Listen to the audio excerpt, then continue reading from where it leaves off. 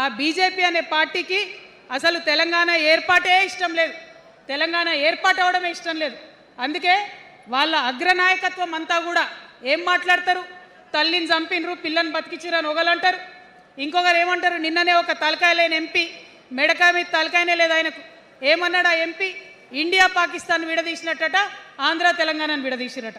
మరి వాళ్ళ అగ్రనాయకత్వం ఇన్ని మాటలు అంటుంటే మన ప్రాంతంలో ఉన్నటువంటి భారతీయ జనతా పార్టీ బానిస ఎంపీలు ఎవరైతే ఉన్నారో ఒక్క మాట కూడా వాళ్ళు మాట్లాడరు. ఫెడరల్ స్ఫూర్తికి విరుద్ధంగా రాష్ట్రం ఏర్పాటు అయిన తర్వాత 7 మండలాలు మనకి గుంజుకుంటే పార్లమెంట్లో పల్లీకులు ఇస్తారు కానీ ఆ ఎంపీలు ఒక్క మాట కూడా మాట్లాడరు.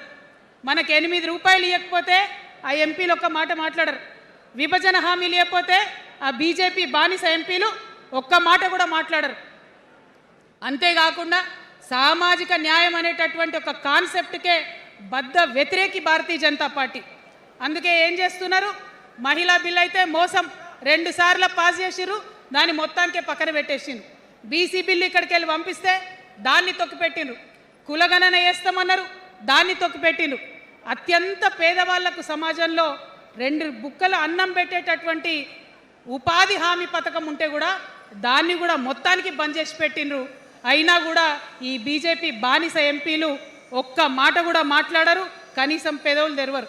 నేను ఇవాళ బీజేపీ ఎంపీలను డిమాండ్ చేస్తున్నా, సవాల్ చేస్తా ఉన్నా.